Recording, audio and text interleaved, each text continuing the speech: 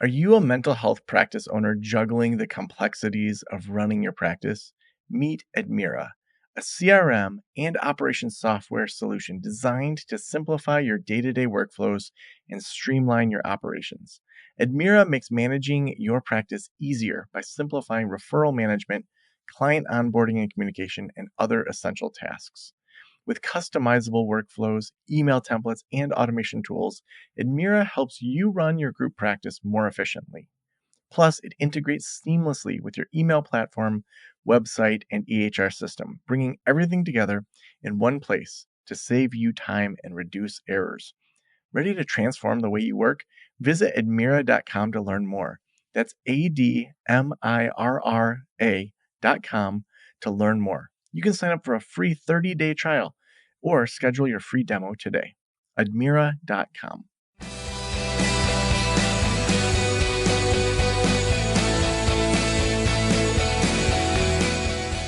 This is the Practice of the Practice podcast with Joe Sanok, session number 1197.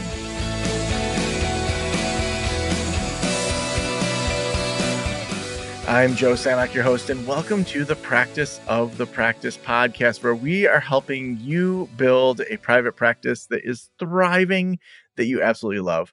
We want to make sure that you have a thriving practice, that you're not just limping along, that you have the clients coming in, that the money's working, the market is working, that kind of all those different aspects of your private practice. But then we also want you to love it. There's so many ways in the world to make money. We shouldn't hate the way that we make money, at least in my opinion. So that's where we want to help you look at that lifestyle side. Are you burning out?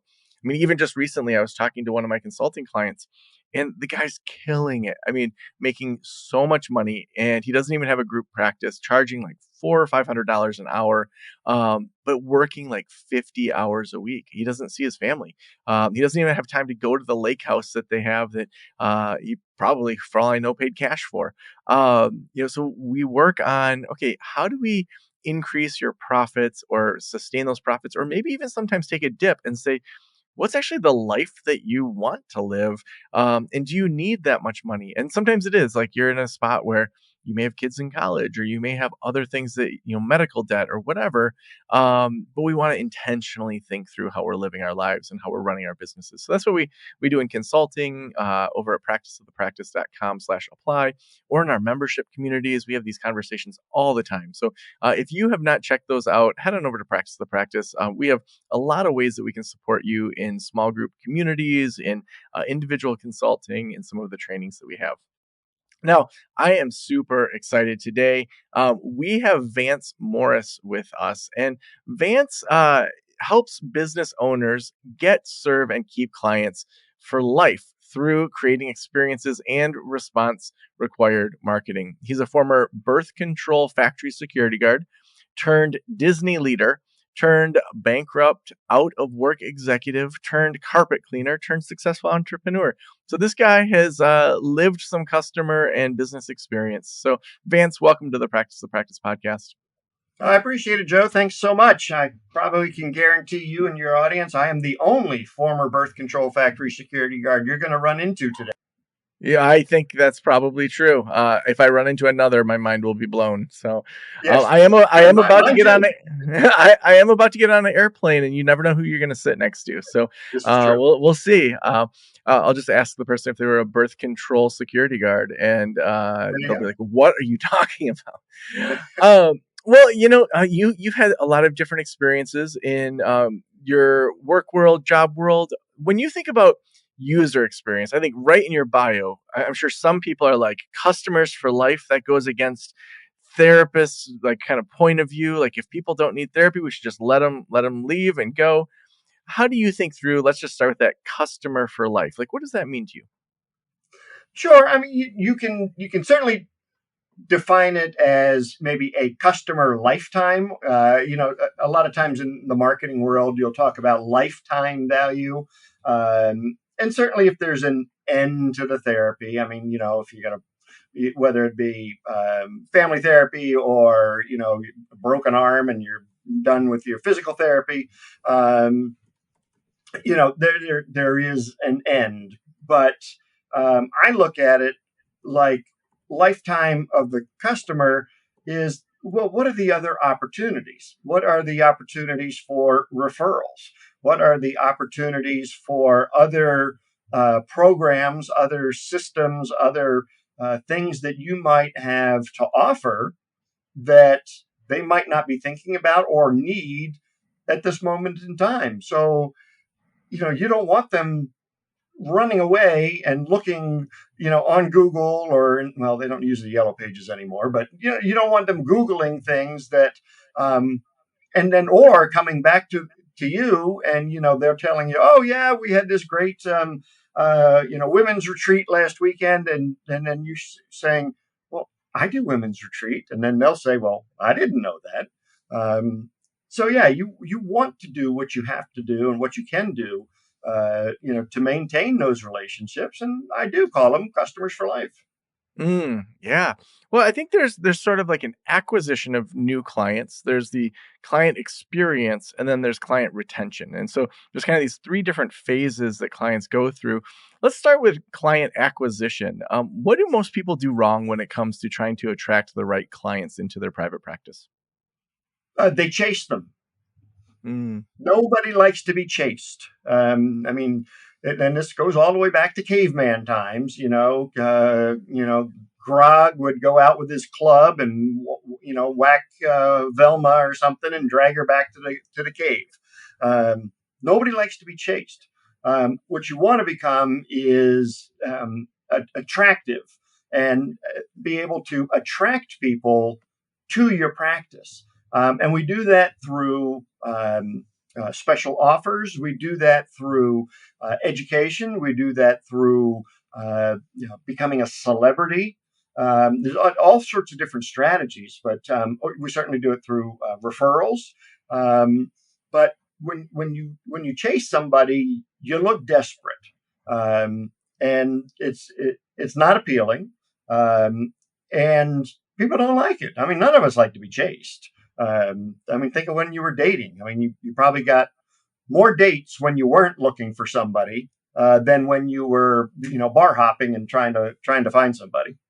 mm. Now, you said being a celebrity impacts your ability to attract new clients. Tell me more about that.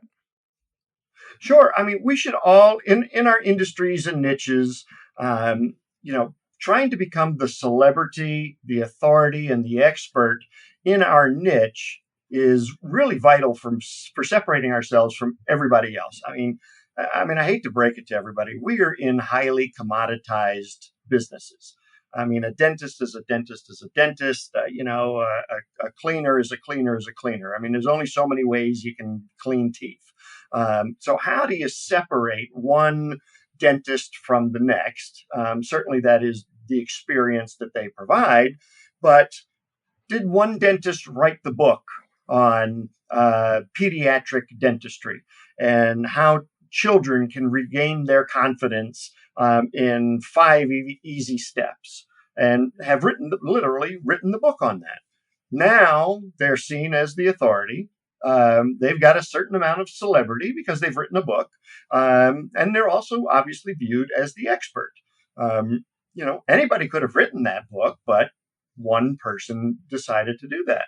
And if you look at our society these days and look where we place our value, we place it on entertainment. Okay, we place it on celebrities. I mean, look at what we pay a public school teacher versus what we pay a Hollywood movie star. All Mm. right. We love entertainment. We love entertainers. So, well, we might as well be one, because that's where people are looking. So, yeah, we do want to have that kind of celebrity status, getting our name in the newspaper, getting our name, on the local TV or a local radio show. Those are all things that are contributing to our credibility, and our celebrity status. Man, I remember when I first started my counseling practice here in Traverse City, I was working as a full-time foster care supervisor and then had this side gig counseling practice with probably one or two clients at that point. And I remember thinking, oh, I'm sure every therapist in town wants to be on local radio. And I had a chance through a nonprofit that I was connected with to go talk about just one of the events that they were doing from kind of a psychological perspective. So they invited me to just kind of go on the radio for that. And then after the show, I pitched this lady, Mary, about just, hey, if you ever want another therapist to come in, here are some ideas that I have. And she said, well, why don't you just email me those? So I wrote probably 5 different ideas and said, 5 things your teens are doing that most parents don't know. And they're all very like kind of clickbait worthy. And she's like, oh my gosh, I want you to do all of these. Will you come in every Tuesday morning at 7 a.m. for the drive-in radio show? We'll do like Therapy Tuesday and we'll just go through this list. And for years, I was on this morning radio show every Tuesday. And I just thought, I'm brand new to town. Like, I mean, I was raised here, but it was Right. like from a professional standpoint, I was brand new. My practice had 1 or 2 clients. Like, I did not have the big practice in town. Nobody knew me. I even had therapists say, don't move here. We're counselor saturated. But nobody was on local radio. And then that opened up that I ended up doing a noontime radio thing. And by the time my practice had, 13 clinicians, whenever I had a new clinician that joined the practice, I always brought them to the radio station and said, we're going to talk. This person's expert today. So, Steve's really good with complex family situations. And I'd give the host a heads up. That was a game changer for my practice in regards to just being known locally. That, and even just writing for the local newspaper once a month in the opinion section, having them, they didn't even pay me for it, but it was like, I'm going to give just some parenting advice. All these grandmas would like clip it out and hand it to their kids. And people thought that I did it more than once a month. But they would say, I read your article. I loved that. It's so practical. And it's stuff we talk about in therapy all the time, where it's like, being consistent with your kids or having them get their clothes out the night before so you're not stressed out in the morning, things that are just very like no duh to most therapists. But to the average person, you're all of a sudden a local celebrity and there's just not people doing that. So I love that you put your finger on that right away. Yeah, no, and it's true. I mean, it's people look up to those kinds, and it is, and as you pointed out, it's so easy to do. I mean, It's so easy. Because people think it's difficult. Yeah, and when you get a caller that's just like a jerk and you put them in their place where they're like, well, blah, blah, blah, I think you should be able to spank and hit your kid or whatever nonsense they're saying, to just be like, you know what, you can have that opinion, but you're just wrong in regards to what the research says and what the practices say around like attachment and Right. love, and to just kind of own these people and just be like, listen, like, I mean, to do a little more of the talk show side of things, to me was just like a fun, just mental challenge. Now I want to move into the client experience. Now, I feel like a lot of times this is where therapists really drop the ball. It's like, maybe they've improved some of their intake processes. They have a calendar on their website instead of just a contact us form. They finally get people in, but then it's like they're coming to therapy and they don't really think about the client experience after the intake. What would you say most therapists screw up, or what most businesses screw up when it comes to thinking through the client experience once they're already a client? Yeah, well, I mean, especially for a first-time client, the onboarding process certainly has a lot to be desired for many. I always encourage people to create what I call like a shock and awe package or a wow experience when you're onboarding, kind of like a big welcome to the family package. And I mean, it doesn't have to be extravagant, but depending on your pricing structure or your lifetime value, you may want to do that. But it's a nice big welcome kit to the practice, and inside of it might be some books that you've written, or maybe a workbook that you might need for the therapy sessions. You could have pens in there, DVDs, all sorts of stuff that really makes maybe even some swag, stuff that makes them really feel welcome, stuff that makes it feel like you were expecting them. There's nothing worse than going to like your first appointment or your first day on the job, and people are like, "Oh crap, oh, you're starting today, all right," and they all scramble and try to get you set up. I mean, it's a horrible feeling. So certainly your onboarding process, and then two, your in-office experience, some is ignored by so many. And it starts with your front desk person, who I affectionately call Marge. And is your Marge trained to be a welcoming, hospitable person? So many places I walk into, Marge is behind the front desk, and the front desk is like this giant, 5 foot tall barrier between Marge and you. And Marge is short, so you can only see like the top of her head. And she doesn't say anything when you come in, and you kind of have to walk over to the desk and look down into the pit that Marge is sitting in. And she kind of looks up to you, and there's really no words exchanged. And you say, well, hi, I'm Vance. I'm here for my appointment. That's horrible. I mean, that is not the way we should be greeting people, and you're not setting the stage for any type of longevity. You're certainly not in a welcoming environment. Instead, do you have a script? Do you have a process that says when you hear the front door open up, does Marge stand up so that you can at least see her and greet the person? Or better yet, does Marge walk around the front desk and greet the person as they're coming in and say, oh, my God, you must be Vance. This is your first appointment. Welcome to the practice. We've got a few forms for you to fill out, but we've already done as much as we can based on the information you got. Here, we have a nice Nespresso machine over here. Why don't you go ahead and make yourself your favorite coffees, sit down over here, and we'll have you fill out these forms quickly. Now, I mean, which experience would you rather have? Yeah, I mean, I think it's like to know that you're welcomed. The idea of having a welcome pack or having some sort of way that people are welcomed into that already stressful experience. Even having the intake paperwork done ahead of time and having the session start on time and knowing where to go. I think so many people have virtual assistants now. They don't even have a Marge behind the desk. And so making it very clear, like even with like a video walkthrough of like, hey, you're going to walk into the building here. You can take the elevator or the stairs. Here's what it looks like those little Yep. touches that make someone feel like I know what's going to happen. Like even I said, I'm about to fly out. So we're flying into Chicago, then going on vacation after that. But we're spending the night in Chicago at one of those hotels that's like at the airport, in the airport. And I hadn't done that before. It's always like you get your luggage, you go get in a van, or then you like go 5 minutes away, but it takes like 2 hours to get there from the 10-minute away airport. And so I called them last night and just was like, do we get our luggage? Where do we go? And it would have been great if they had just said, like, okay, you're staying in the airport. Here's how this works. It would have made it a little less stressful. It's like, do I need to, like, do they keep my luggage overnight? Like, I just hadn't stayed at one that was like in the airport. So I think the more that we can just prep people, we forget how nerve wracking like a first counseling session will be.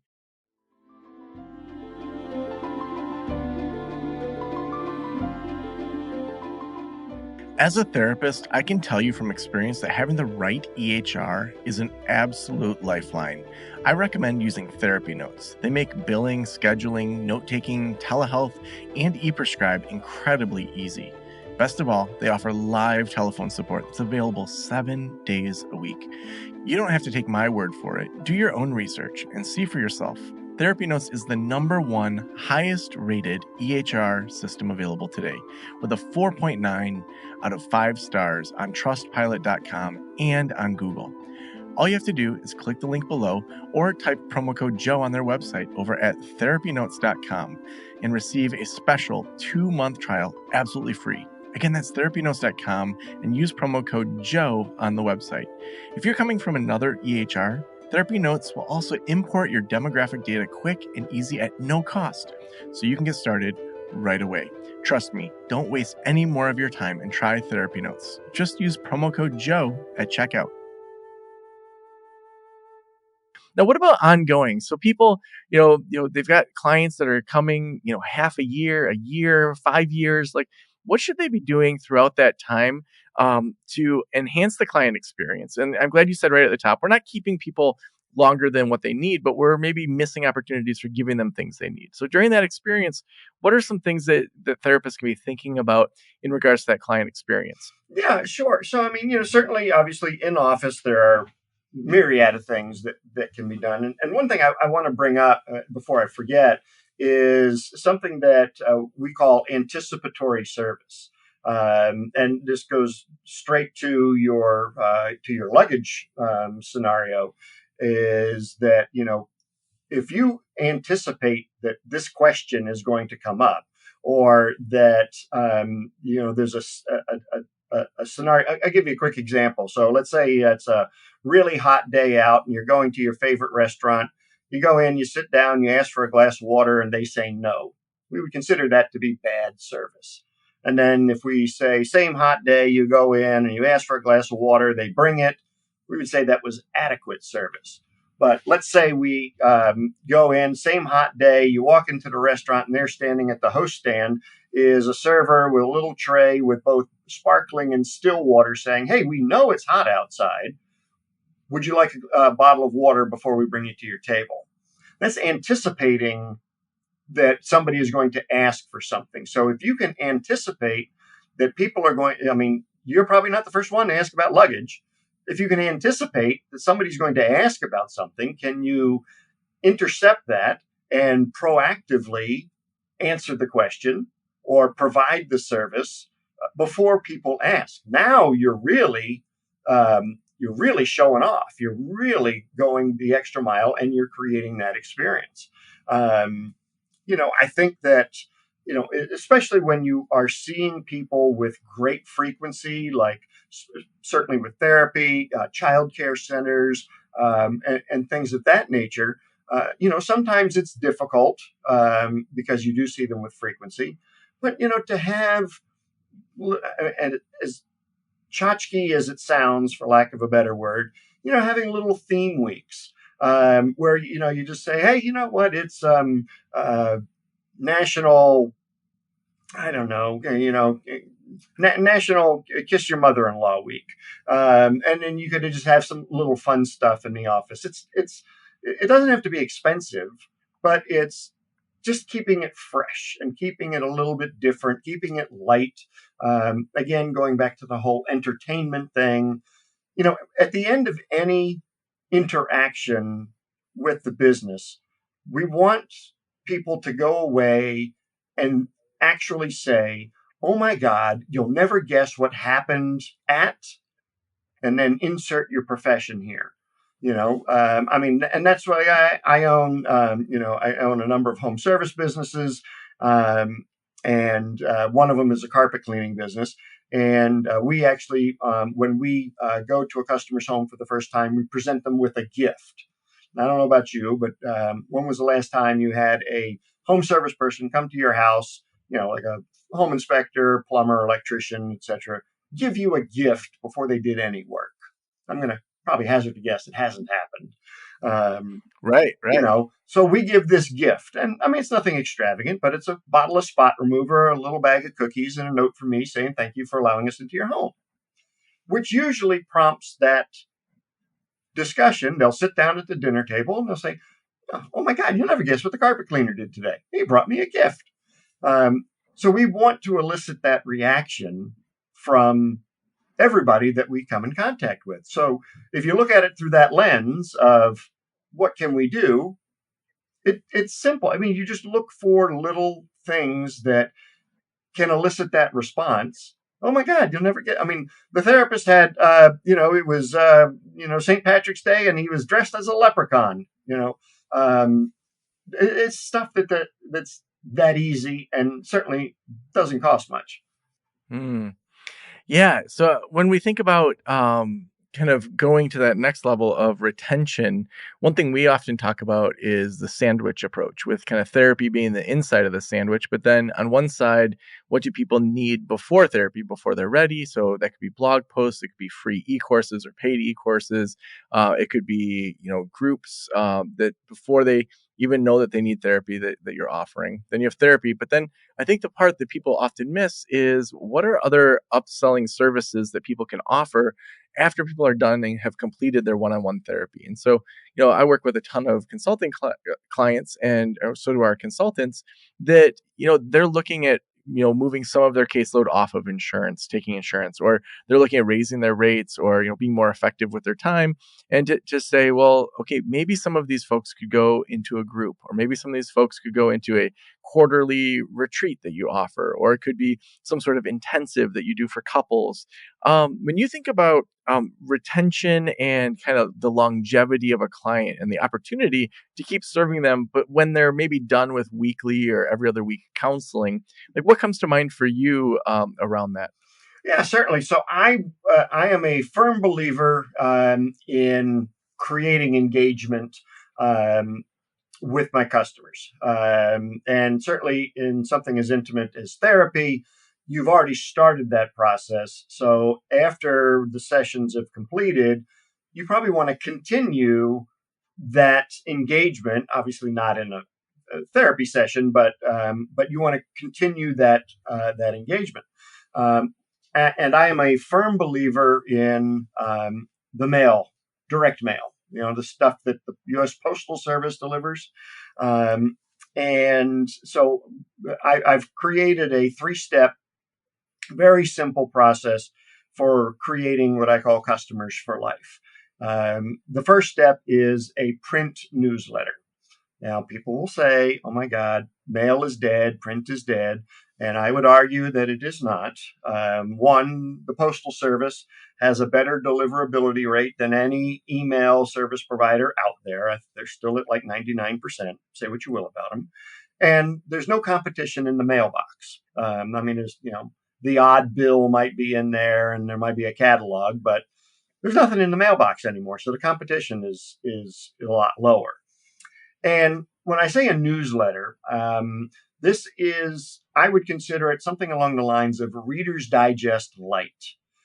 It is an entertainment piece. It is an engagement piece, something where you continue the emotional connection that you have with the customer. For example, like I shamelessly use my children in my marketing, but my customers have watched my children grow up through my newsletter. For example, my daughter, she's 17 now, but she used to do ballet. And every year I'd take a picture of her in her tutu at her recital, and I would put the picture in my newsletter. And we were in the grocery store one year when she was, I don't know, she was 10 or 11 years old. And we had this lady run up to us, and she didn't even come up to me. She came up to my daughter. She goes, oh my God, Emma, how was your recital? And I was like, and we were ready to go run and hide in the frozen food section. And I had to think, this is one of my customers. I've created an emotional connection with her. She's never leaving me unless I royally screw up. And now I realize also that, my kids have thousands of aunts and uncles out there because of this connection. And so the newsletter is designed not to sell, but to maintain this connection. Now, you don't have to use your kids, but telling stories about your dog or your vacation, or, put a Sudoku puzzle in there, a recipe, things like that. But it is a means of communication to maintain the connections that you've created. And then I like to throw in a promotion because the whole design of this thing is obviously to sell something. And I save that and you can do this monthly or every other month, depending on what you have in your practice. And so I usually save that for a postcard. And that'll get sent out monthly or every other month. It'll have a promotion on it. Say, hey, in a couple of months, we're going to be doing a women's retreat in Sedona, California. Scan this QR code or call for details, which is, again, a great opportunity. See, with customers that you already have, they are the easiest people to sell to again because they already know, like, and trust you. They've already been through all of your therapy, and they've been through your sessions. They've already given you money. So they're used to giving you money. New people are not. They hold on to their checkbook or their wallet a lot tighter than somebody who's already been with you for a number of years or a number of months. And then the third step to the system is a frequent email. And that's essentially the combination of the newsletter. So the body of the email would be some kind of story. And then the PS would be some kind of offer. And if you can do that, one, you stay top of mind. Two, you become highly referable. So maybe you're not completely selling something again and again to these folks, but now you've got a referral engine that when these people come in contact with a couple that's having marriage problems, maybe they have an ADHD kid or whatever, they'll now be able to say, "Oh my God, yeah, Dr. Fred. I just read his newsletter last week. Hey, you need to call Dr. Fred." So there's all sorts of different strategies and tactics to use within those three elements for referrals, upsells, cross sells, etc. And the cool thing about this, and we'll talk about the money aspect, is that it is ridiculously inexpensive to market to your existing customers. A new customer is one of the most expensive things you can do. It's probably 5 to 10 times more expensive than marketing to your existing customers. For example, my carpet cleaning business cost me $133 to get a new lead. Now, that is not cheap. Last year, cost me $22 for the entire year to market to my existing customers. $22 per customer. I would do that all day long. Mm. I'm taking a bunch of notes because when I think about one-on-one consulting or the Practice Academy, all these different things that we've offered, we mostly focused on our email list. And to think about, are there people that, are within our communities that already, are giving us money, and to send them something in the mail, that's a much smaller lift than sending it to, 2 or 3,000 people that maybe we have their emails and their addresses. So I love that idea of like marketing with direct mail to your own customers. Vance, the final question I always ask is, if every private practitioner in the world were listening right now, what would you want them to know? It's a piece of advice I give my consultant clients, my group coaching clients, and I would certainly give to your listeners is pick one thing that you heard today. Just pick one thing and implement it, because you won't profit unless you implement. And that is something I learned a long time ago, is just, if you don't try something, if you don't do something, well, you're not going to have any changes and you're just going to be the same as you were yesterday. So pick one thing you heard today and try it out. Implement it. So awesome. Vance, if people want to connect with you, where should we send them? Best bet is my website, which is deliverservicenow.com. Or if they want to follow me on LinkedIn, I do a weekly newsletter there, and I think I am the only Vance Morris on LinkedIn, so feel free to connect with me there. So awesome. Well, thank you so much for being on the show. I appreciate it, Joe. Thanks for having me.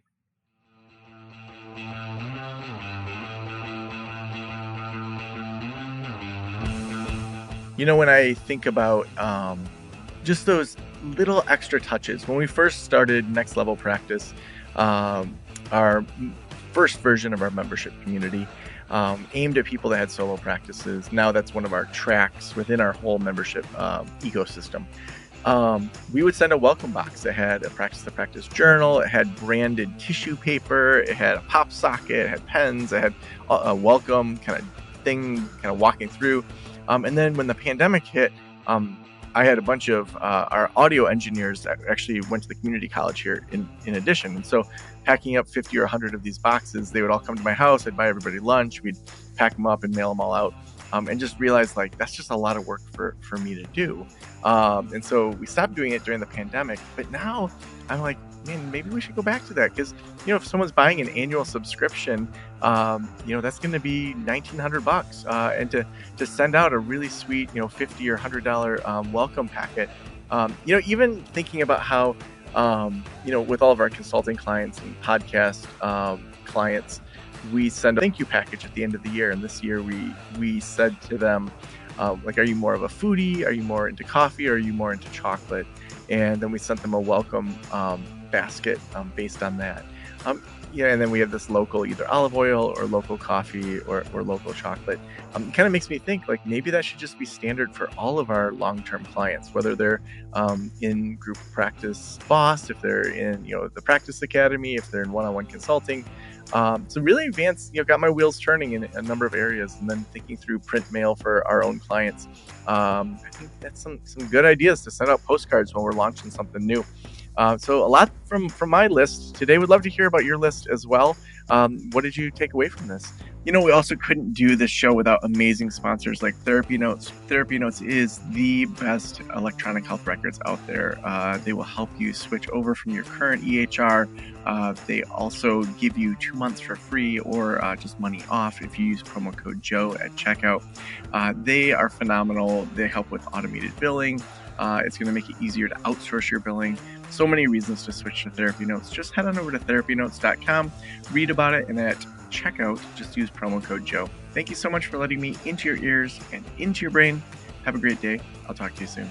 Special thanks to the band Silence is Sexy for that intro music, and this podcast is designed to provide accurate and authoritative information in regard to the subject matter covered. It is given with the understanding that neither the host, the producers, the publishers, or guests are rendering legal, accounting, clinical, or other professional information. If you want a professional, you should find one.